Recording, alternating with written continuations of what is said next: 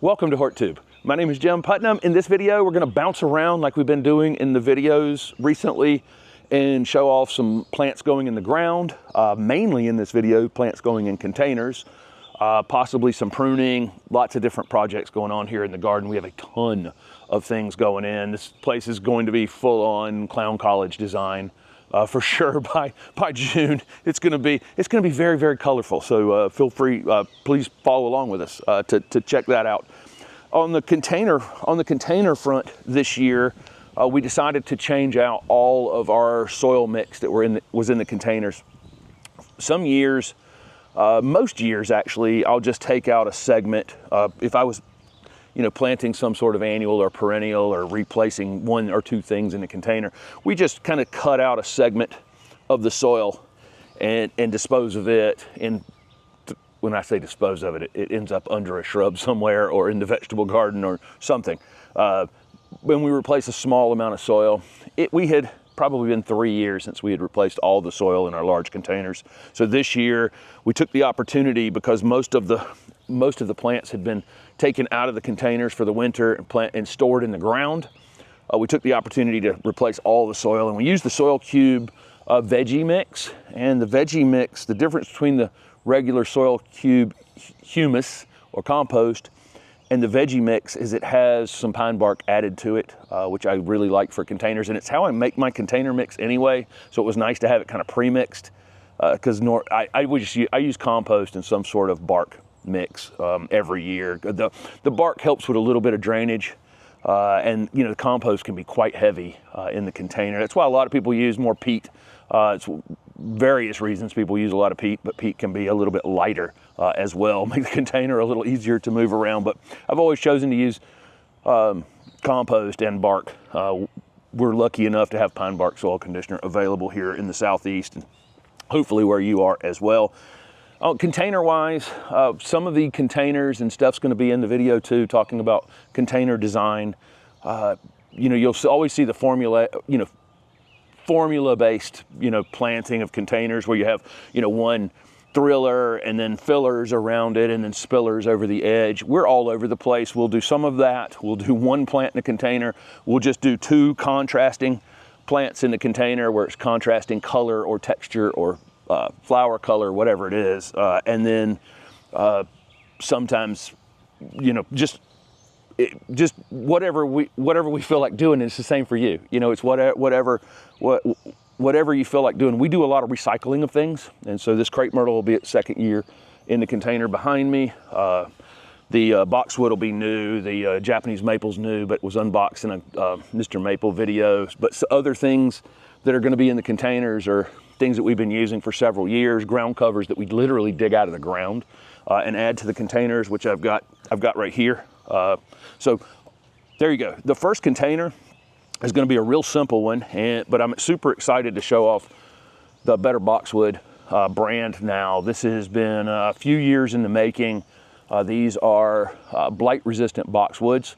There's 4 varieties so far. There may be more added in the future, but they're various shapes. So, you can get one that kind of fits the shape that you need it to be. One that's more like 3 to 4 feet roundish, one that's 1 to 2 foot roundish, and 2 more upright ones. This one's Skylight, which on the tag you're going to see it's going to get 6 to 8 feet in height, but it can be kept between 3 and 8 feet and be kept as a ball, as an upright column, or as a Christmas tree shape. Anything you want to do with this boxwood is fine, and really, really nice. We've had them in the garden for about 18 months, just kind of waiting for there to actually be some availability on tables across the country, and finally that is in the process of happening. But these, I think, are going to be really fantastic for folks to kind of reintroduce who have had any kind of disease issues with blight in their boxwoods. So happy to be showing these off, but we're just going to put this as the centerpiece in this container. These are well rooted. I like to get the top of the shrub or the centerpiece that I'm using in the container slightly below the edge of the container, because if I mound it up, big and tall up here, make it proud of the top of the container, when we water later in the spring, it'll just run off the side. It won't soak in. You'll find yourself watering a lot longer. So make sure you keep a reservoir about this deep right at the top, so you can kind of fill that reservoir and then move on to the next container while it soaks in. But I think this is going to look terrific. And again, I could turn this into a tree form. You know, I do that frequently. I could turn this into a 2-ball, you know, type of tree form. I can turn it into a little cylinder type shape, prune it down to a little ball, whatever the heck we want to do with this. And it can stay in here for years. The nice thing about it being so cold hardy, you know, the boxwoods being so cold hardy, is for us, it can stay in the container year round. I've got the Soil Cube compost linked down below the video. It's several states that it's available, mainly in the Southeast, but it might be something similar available in your area. But again, I'm just using it's compost and pine bark together. All right, we have a celosia that's a dwarf one. It's only supposed to get about 6 inches tall. I find that, you know, you can typically add about 40% to most tags during the summertime. But of course, that, you know, you can cut them and maintain them around 6 inches. But this one's called Kimona Red. I'm just going to add 5 of these around the edge of the boxwood. And this isn't going to be real simple, right? This one will probably end up on the patio over here, but that will be, I'm going to leave that up to Steph probably. As we're working together on these projects, Steph went to NC State for design, and it's super helpful having me had done landscape construction for years and years and years, and so I'm pretty good at laying things out and how they can be maintained and that kind of thing. And she's great at jumping in and picking color, and she's got, you know, it's kind of been a fun combo for the two of us to have those two different things. And I think my 5 plants that I'm putting in here are nowhere near evenly spaced because I'm running my mouth. We're almost full hosta season here. All of them are up. Not all of them have kind of unfolded to show off what they're going to be this year. This one's called Dancing Queen. What a beautiful chartreuse color leaf this thing has when it comes out. You can see how intricate each of these leaves are. We damaged a couple leaves here the other day. I had to prune this osmanthus that's above it off of it. We've got it tucked up in a spot. I like how it looks like this, where it's kind of coming out from under the osmanthus and out from under the hydrangea that's behind it. When the hydrangea starts showing off this blue color in a few weeks with this hosta, it's really shows off. Of course, it'll bloom later in the season, but it doesn't need to bloom. It doesn't need to flower to be interesting. I just love the size of the leaves on it. They're still small. You know, with it, I say this all the time, you know, that the blue spruce that'll be in this video over there, it's in its 3rd year. It's finally looking like a blue spruce, right? It just takes, some things hit the ground running and some things take a little while. Hosta especially take several years to really develop the big leaves they're going to have and the big flower stems, and maybe if they're fragrant or whatever, you know, when they're in bloom. But this one's really starting to show off its true colors here in the garden this morning. Somebody asked in another video to show off the mouse ears hosta, so here it is, and it's 2nd season. This one's really interesting. The texture is so strange on this hosta.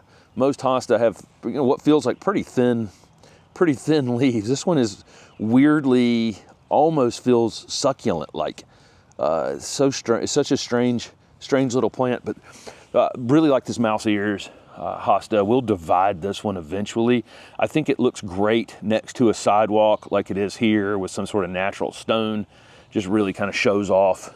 You know, this is the kind of space it works well in. It looks really good with this Brunera that's next to it that's still flowering. We showed it off in a video here recently, but I think that contrast between the two looks really great along this sidewalk, and both are kind of tucked in amongst rocks and natural stone and look pretty good. This one, again, these hosta that are out here in the garden, A lot of them we won't necessarily divide and spread through the garden, but this is one we'll use. You know, these little spots along sidewalks, little gaps and spaces, this is the perfect plant to fill them. A lot of the containers here in the garden came from Michael Carr Designs. His studio is down in Atlanta.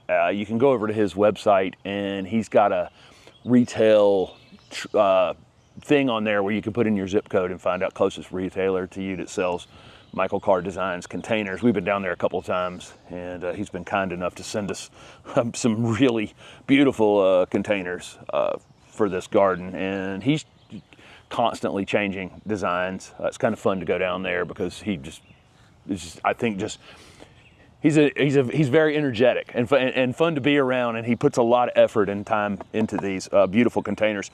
This Delta Fusion crepe myrtle we used last year, dark foliage crepe myrtle. I really, really like this crepe myrtle.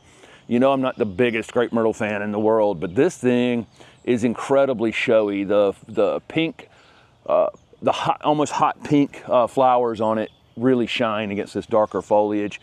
I'll come in here. This thing's got like 1, 2, 3. It's got like 7 trunks on it. I think I need to come in here and thin 1 or 2 out this year and kind of start to limb this thing up a bit so we can continue to use it in the future for something like this, but maybe be able to plant stuff that's slightly taller around it. But I'd like to get it up to around this height where it's blooming this year. But it's great crepe myrtle. I used one at the old house as well. We use this pink polka dot plant, which contrasts with this dark foliage really nicely. Some of these things in these containers where we think about things being for shade or for sun or for whatever. This crepe myrtle is definitely a sun-loving thing. This polka dot plant's it's more of a shade, more of a plant that would like a little bit of shade. It's going to be offered some shade from this crepe myrtle. It's just leafing out now, so that's going to be helpful. Plus containers in general, we tend to have slightly more moist conditions in the container, so a lot of times it's about roots being cool and not necessarily the top being cool. So I'm not saying use deep shade things with things that only take the full sun, but try things occasionally. You know, just not everything is set in horticulture.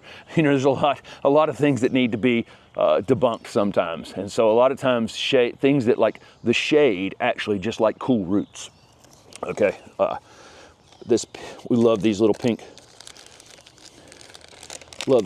polka dot plants. We'll usually group the tags for things and hide them somewhere right inside the edge, on one edge around the container, so that we can remember what's in there, and then Steph will generally write them down somewhere as well, so that helps us later on. These will be pretty small to start with. Some dichondra. We will typically use dichondra in the containers. We're careful though, it can be a little crazy if it gets down into the beds. This one can run about, and we noticed it's in the very tall container. And so if I had it in a very short container, it wouldn't take it long at all to come down over the container and run across the ground and root in and then be on its way. So be careful with dichondra if they're hardy in your area. We had lamb's ear that went absolutely bozo, planted in the vegetable garden over the winter, and I'm going to put a chunk of it in the back of it. Looks bad right this minute because I dug it out of the ground, and it's not all that happy right this minute, but I'll show you how I'll deal with that right now. Maybe I'll show you how I'll deal with that right now. I'm just going to take it and cut it completely back, most all the leaves off of it. You think I've killed this thing, but all I need is a small amount of living roots on it and that material, and it won't look like much today, but it won't take but a week or two for it to flush out and give me some height in here as well. And it'll trail over the edge ultimately as well. If this plant could smile, it'd be smiling right now, because after 4 years, I think maybe it was one of the first plants to make it into the landscape, but it didn't make it into the landscape. It has been in pots for years. So it finally graduated to its own little spot here in the landscape. It's twinkle toes Japanese cedar, or Cryptomeria japonica. It grows super slowly, so it'll be perfect in this little spot for years to come. Only grows about 2 to 4 inches a year. It's an Isley plant as well, and again, I do love me some conifers. Perfect little spot for it.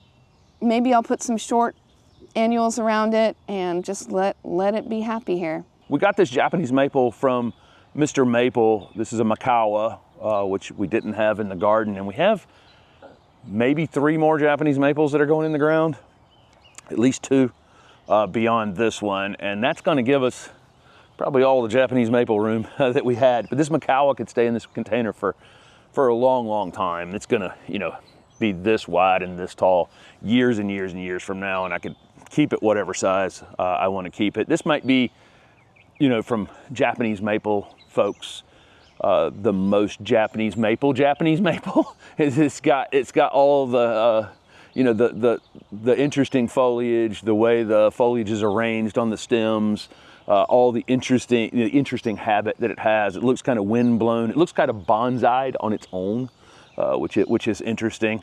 But anyway, it can stay in this container for years. We have a kufia that we're going to put around it. I think I'll just put maybe 3 of these toward the back, but this one is pink shimmer. These containers are not going to look slammed full. This is one thing that I want you to get from this. We're gonna have these containers here through October with these flowering things in them. There's really no reason for me to go out and spend $9 per annual when we can buy. This is $3.95 for 4 plants down at Big Bloomers. Plus a lot of the things you'll see us putting in the containers, we actually started from seed here for even less than that in a reused tray with reused, you know, lights that we've been using for 6 years. So our goal here is to get as much bang for the buck as we can out of these containers. Most years just recycling the soil, most years recycling the plants and ground covers, and then spending as little as possible on these starts, because they're going to be, whether I spent $10 on them or 50 cents or $1 on one, still going to be this big during the growing season. So this kufia, nothing in the world, probably not as showy as some other annuals, although there are some kufia now that are a little more showy. Not as showy as other annuals, but the pollinators will certainly appreciate our efforts with all the kufia that's going in the garden this season. They just absolutely go bonkers for them. We have a black foliage creeping jenny, or Lismachia, and I'm going to try to keep most of this intact here. Just kind of clean it up a bit. It's not as dark as it will be, but it's basically a black version of creeping jenny, where typically we're thinking about creeping jenny being chartreuse colored.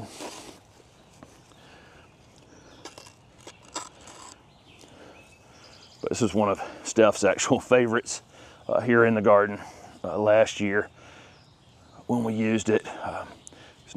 We dug this back out of the ground after storing it for the winter time, so but it'll be in good shape pretty quickly. A little over 3 years ago, we got this dwarf Colorado blue spruce from C&J Nursery. My friend Camilla, who has a nursery down in Johnston County, he actually allows anyone to go there if you're in this area at C&J Nursery. But he had a bunch of Colorado blue spruce at his nursery in Johnston County, which was just kind of funny, because we're definitely on the southern edge of where the Colorado blue spruce will grow, that's for sure. This one, the sun is coming up over the house around noonish. This thing's going into the sun. Holly's over here trying to tell us that she should be outside, or that Griffin should be doing something different. I don't know what she's saying in there. But this, it's coming into the sun maybe 1 o'clock in the afternoon. It's in the sun for maybe 3 hours, and that's it. And that's probably, it needs direct sun. This is delicate balance with this blue conifer. It wouldn't be blue if I didn't have it in some sun, but if I put it in too much sun, it'll definitely burn. So I have found the right spot. It's slightly moist here up near the front, near the back foundation, and so it's raised up a bit. but it's looking great. Perfect plant for this space. It'll, you know, it's putting on what looks like crazy growth right now, but it'll only be about, you know, 3 or 4 inches of growth, and then that'll be it.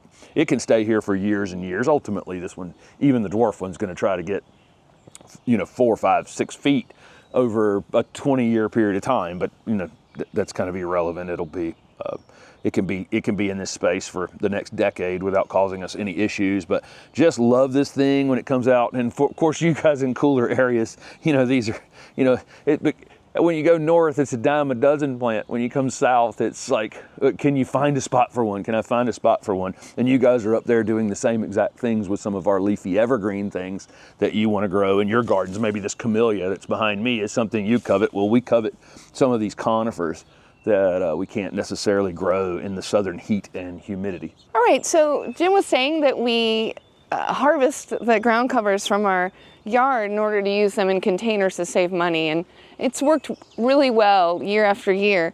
The funny thing about this Creeping Jenny, the gold one, Jim showed you the chocolate colored one, it came from a container. So that's one thing. For some of these ground covers, you have to make sure, if you don't want them in your landscape, that you're super careful, just like he was talking about the dichondra. And I don't dislike Creeping Jenny, but it is a bully. So it's just, we've left it be because it is a pretty gold color. So I'm going to use this, but I'm just going to take away the mulch and use it in the landscape. I mean, in the containers. Jim was saying how we recycle the plants that we use. Actually, the whipcord is the only thing that isn't new this year in the containers. But I just wanted to talk about the size, because we've recycled a lot of plants for containers, and at some point they do get pretty large. So you're not able to do the thriller, spiller, filler quite as much, because the thriller is the filler. So in all of these containers, there's only 2 aspects to them rather than 3 that people talk about. So mainly we're going to have, I guess they'd call this a filler, even though it's pretty thrilling. So the 2 of those, and then we're going to have a spiller in there and a spiller in there. Another thing we're always wary about is if we do have a really bigger plant that has foliage all the way to the bottom, that we don't pick something that grows tall and causes a lot of dieback, especially with the conifers. They don't really like that at all. All right, so I'm going to head into the lemon lime nandina. Look at the gorgeous lemon lime color of the new growth. It's such a beautiful plant, and I'm really happy we have one for the landscape, because for some reason we didn't yet. All right, so now you saw the pink polka dot plant. This is a red splash select. I think that those will just be really, they'll set off each other really well in color wise. So let's go ahead and put these in. And although polka dot plant can get, you know, 12, 15 inches tall, it's usually a little bit wrangly, so that in our containers, so that height isn't all over it. It'll sort of like be an open or more open form. And we can always pinch it back if they do get too tall or too bushy. Okay, and like Jim said, I'm going to tuck this red select splash polka dot plant. Now, they aren't incredibly visible at this point, but they'll come. It'll only take a couple weeks, and they'll be over the sides. So that'll be awesome. All right, so next we have Paul's Gold Chamaecyparis. It's a threadleaf cypress. Look how beautiful that is. Now, I really wouldn't want something coming up right here and causing that dieback that I talked about. So we are going to recycle something that's been, I think it was in a container with a Utopia plum-yew. We love that for a container in the shade as well. So, went ahead, I guess last fall, and overwintered it in a container, and it came through the winter just fine. So, we're gonna go ahead and chop it up. I think I'll just have like 3 of them in here. And the plant that's coming out of this container and ending up in this with the Paul's Gold is wire vine. It's not going to be a bloomer, that's okay, but it'll come over this beautiful blue pot and be sort of a fine textured vine with this fine textured Paul's Gold. Now some of this stuff, again, is a little rough or small in the beginning, but you give it a little time and it'll be just fine. And within a month or so, it'll be all just coming over the sides just fine. And I broke it into 3 pieces, and I'm putting them equidistantly in the container.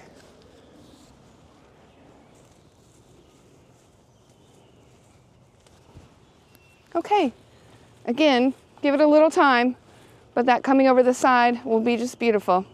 One of the amazing things in hellebore breeding is that the flowers now kind of linger. These were kind of a reddish mauve color several weeks ago. It's faded out of them, and then the seed has formed. Most of these are going to be sterile, but you can see how that seed formed in the middle of it, and then it retains it like it's still flowering. And so it's just really interesting. The foliage looks great on them now.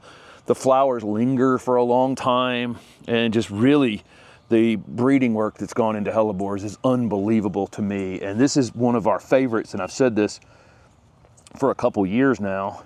This one is Sparkling Diamond, and you can see again the seed, it's already formed in the center here.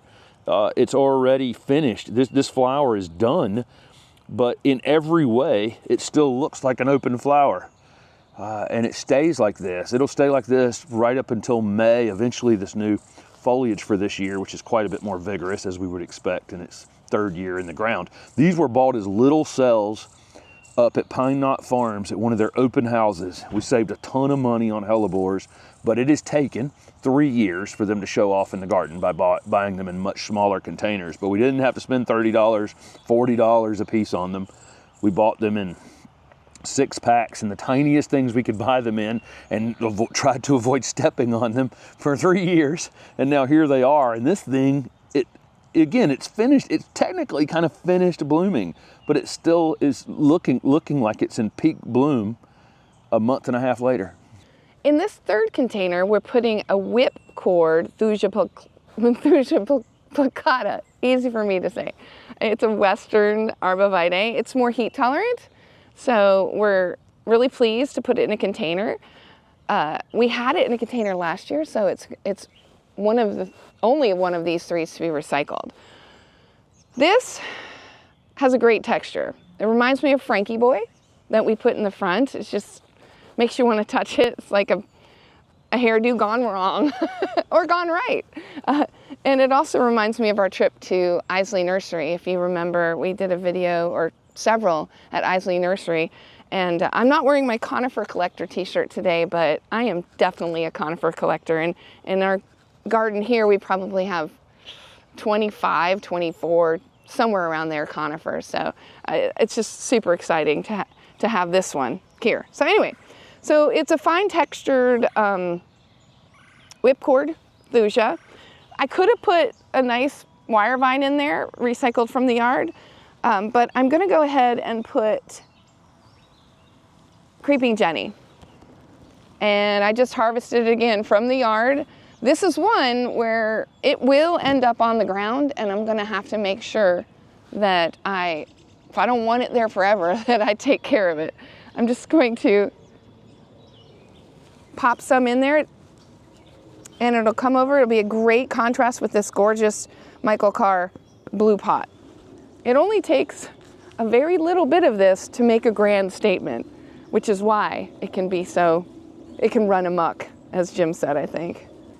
Okay, so again, pop over the top and down the sides, and it'll be gorgeous. A lot of this past week has been spent figuring out what plants were going to stay in the containers that we've had in containers for the last couple years, because we're reducing the number of containers. And so in this video, we're planting 6 containers. We have about 6 more back here on the path. And that's all the containers we're gonna have for this year. We've had a lot more in the past, and once the patio's finished that Steph is standing in right now, that's where the majority of them are gonna go. But this was one of the plants that we had gotten from Mr. Maple a couple of years ago that is a fairly rare conifer that has been as a part of our container projects. But here we are putting a couple of them in the ground. You saw the twinkle toes Steph talked about earlier going in the ground, and it had been part of containers as well. This is a really neat conifer. This is a Chamaecyparis obtusa, which obtusas come in all kinds of thread-like forms and round balls and upright narrow ones, mostly green, but they're almost all, they are all soft to the touch, but they have different forms, different shapes. A lot of selecting from these over the years from humans has created just all kinds of interesting Chamaecyparis obtusas. This one's called Kamanihiba. I'm probably butchering that. All these Japanese names, I'm sure I'm butchering. I'm not doing a service to them by saying them, but here it's on the screen. These are hardy in zone 4 to 8. Most people watching, you know, in the north can grow Chamaecyparis obtusa for sure, but they're actually more heat tolerant than others as well. So down here in zone 8A, where we are in Raleigh, make perfect landscape plants, and we have several Chamaecyparis obtusas in the garden. They're all very, very different from one another. And this one is one that's going to get kind of pyramidal in habit. In this bed, one thing you'll notice is we have a lot of low mounding plants. And so it'd be nice to have something with a slightly different shape in this bed. Plus this is only the second conifer in this entire bed space. Most of the beds here, we have 2 or 3 conifers in, mostly small dwarf conifers throughout the garden. Love the new gold foliage on this one. Love that the shape will be more pyramidal and upright and narrow. Love that it's soft to the touch. Love that it's heat tolerant. Love that it'll match this Japanese maple that that's now partnered with here in the garden. So boom, it finally made it in the ground. It graduated from containers to the garden. We got a few of the containers planted in this video, a couple things going in the ground, showing off some things that look really good. The garden is looking pretty crispy right now. If we had everything in the ground already and we didn't have pots laying about, it would really look the best it's looked in the 4 years of this project, and all the annuals are only this big. And so I really think that by June, this is gonna be pretty amazing. The other thing that's gonna be amazing is in about the next 3 or 4 weeks, this Chinese evergreen dogwood is going to just absolutely be in full flower. It's just starting. The bracts are really interesting. They appear that they're going to be really small. They start off teeny tiny. You can see it carries them through the whole winter, and then they start to grow a little bit, and then here we are with them about this size. Ultimately, they'll be about this wide and bright white. And if you look at this thing, you can see it's basically going to be flower to flower. It's another month in the making. Then it forms a little red fruit afterwards. It's apparently edible. I've never tried it, but it looks like a little strawberry type fruit that hangs on it. I'm probably going to have to do some pruning to this thing at some point. It's a little nerve-wracking, but the middle is definitely thinned quite a bit on it. It shades itself so completely that it has shaded out the middle, and it's now thin. Some of these branches have so much weight on them that I'm a little nervous about a storm at this point. So I'm gonna have to do some sort of selective pruning on it later this season to make sure that it doesn't succumb to some sort of storm-related issue. We call this an evergreen dogwood, but really it's kind of tardily deciduous. As these flowers are forming and then new leaves come on it, it sheds a good portion of the leaves that it had on it from the previous year. It just does it at the exact same time, so it appears to be completely evergreen. I absolutely love this tree, and it's a great screen for us in the front garden here. We've got we're in a busy place. If you listen to the videos, you can hear the trains and you can hear the cars, and I can hear some truck backing up right now down the street. So having something like this in the front garden that creates this kind of wall is really, really nice. To have these kind of leafy evergreen options like this that can take care of spaces like this. So thank you very much for following along with everything. As you can see, it's super, super busy here, and you wouldn't believe how much more is happening here in the next 6 to 8 weeks. So please follow along, and thanks for watching.